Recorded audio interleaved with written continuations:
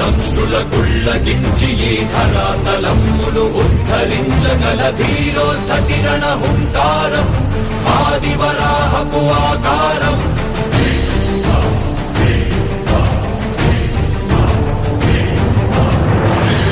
ఎక్కడరా నీ హరిదాక్కున్నాడేరా భయపడి బయటకి రమ్మనరా ఎదుటపడి నన్ను గెలవగలడా బలపడి